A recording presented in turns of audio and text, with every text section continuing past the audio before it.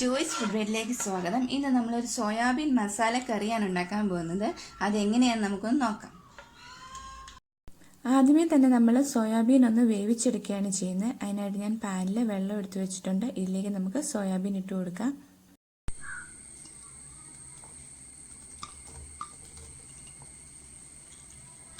നമ്മുടെ ഈ സോയാബീൻ ഒന്ന് വെന്ത് കിട്ടുമ്പോഴത്തേനും നമുക്ക് ഉള്ളിയൊക്കെ ഒന്ന് ഫ്രൈ ചെയ്തെടുക്കാം.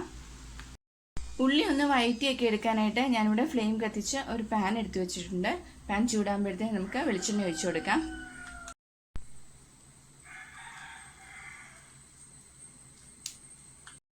എണ്ണ ഇവിടെ ചൂടായി വന്നിട്ടുണ്ട്. ഇത് ഞാൻ ഒരു മീഡിയം സൈസ് സവാള അരിഞ്ഞു വെച്ചേക്കുന്നതാണ്. അത് ഇട്ട് കൊടുക്കുന്നു. അതിനുശേഷം ഇത് നന്നായിട്ടൊന്ന് മൂപ്പിച്ചെടുക്കുകയാണ് ചെയ്യുന്നത്. ഉള്ളി ഇവിടെ നല്ല ബ്രൗൺ കളറായി വന്നിട്ടുണ്ട്. ഇനി നമുക്ക് ഫ്ലെയിം ഓഫ് ചെയ്ത് ഇതൊരു പ്ലേറ്റിലോട്ട് മാറ്റി വെക്കാം.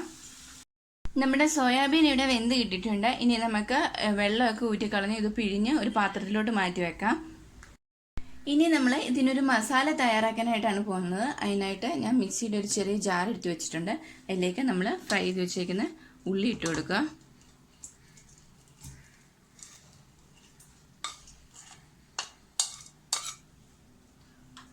ഇനി ഇതിലേക്ക് നമ്മൾ 2 മീഡിയം സൈസ് തക്കാളി അരിഞ്ഞത് ചേർത്ത് കൊടുക്കുന്നുണ്ട്.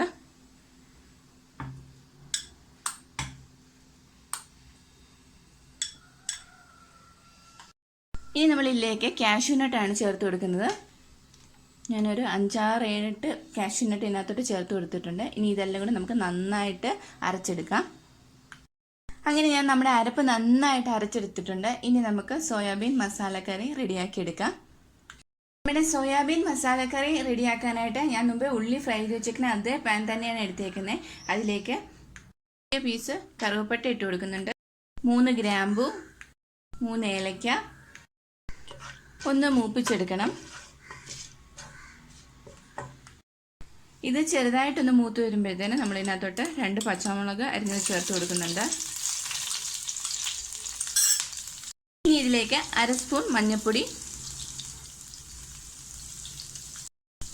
1 സ്പൂൺ മുളക് പൊടി, ഒരു 1/2 സ്പൂൺ ജീരകപ്പൊടി, പിന്നെ 1 സ്പൂൺ മല്ലിപ്പൊടിയും കൂടെ ചേർത്ത് കൊടുക്കുന്നുണ്ട്.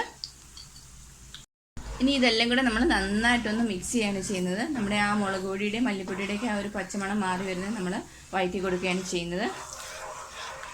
ഇനി ഇതിലേക്ക് 1 സ്പൂൺ ഇഞ്ചിയും വെളുത്തുള്ളിയും കൂടെ അരച്ചു വെച്ചേക്കുന്നത് ചേർത്ത് കൊടുക്കുന്നുണ്ട്.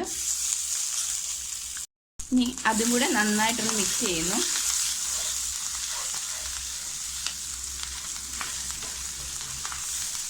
ഇനി ഇതിലേക്ക് നമ്മൾ കരിവേപ്പില ചേർത്ത് കൊടുക്കുകയാണ് ചെയ്യുന്നത്. ഇനി നമ്മൾ മുമ്പേ അരച്ചു വെച്ചേക്കുന്ന ഉള്ളിയും തക്കാളിയും കാഷ്യൂനട്ടെല്ലാം കൂടെ പേസ്റ്റ് ആക്കി വെച്ചേക്കുന്ന ഇതിനകത്തോട്ട് ചേർത്ത് കൊടുക്കുന്നു.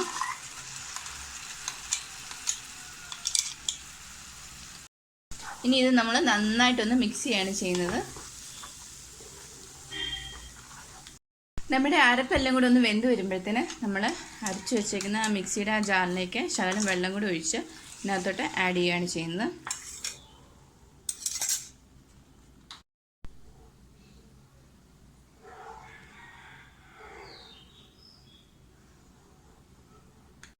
ഇനി നമ്മൾ ഇതിലേക്ക് ആവശ്യത്തിന് ഉപ്പ് ചേർത്ത് കൊടുക്കുന്നുണ്ട്. ഞാനിവിടെ ഒരു 1.5 സ്പൂൺ ഉപ്പോളം ചേർത്ത് കൊടുത്തിട്ടുണ്ട്. നിങ്ങളുടെ ആവശ്യത്തിനനുസരിച്ച് ഉപ്പ് ചേർത്ത് കൊടുക്കുക. അതിനുശേഷം ഇത് നന്നായിട്ടൊന്ന് മിക്സ് ചെയ്യുക.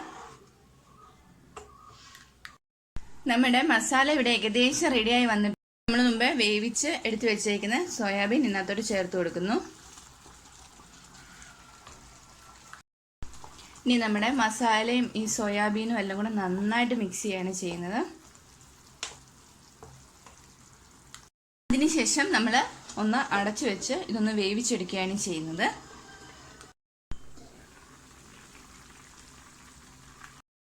നമ്മുടെ സോയാബീൻ മസാലക്കറി ഇവിടെ റെഡി ആയിട്ടുണ്ട്. ഇനി ഞാൻ ഇതിലേക്ക് 1 സ്പൂൺ നെയ്യ് ചേർത്ത് കൊടുക്കുന്നുണ്ട്. നെയ്യ് തികച്ചും ഓപ്ഷനിലാണ്. ഇഷ്ടമുള്ളവർ മാത്രം ചേർത്ത് കൊടുത്താൽ മതി. ഇനി ഇത് നന്നായിട്ടൊന്ന് മിക്സ് ചെയ്യുന്നു.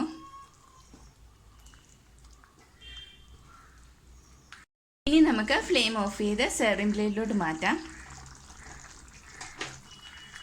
അങ്ങനെ നമ്മുടെ സോയാബീൻ മസാലക്കറി ഞാനിവിടെ ഒരു സെർവിങ് പ്ലേറ്റിലോട്ട് മാറ്റിയിട്ടുണ്ട്. എല്ലാവരും ഒന്ന് ട്രൈ ചെയ്ത് നോക്കുക. അതിന് ചപ്പാത്തിയുടെയും ചോറിൻ്റെ ഒക്കെ കഴിക്കാൻ ടേസ്റ്റി ആയിട്ടൊരു കറിയാണ്. അപ്പോൾ ഓക്കെ, ബൈ.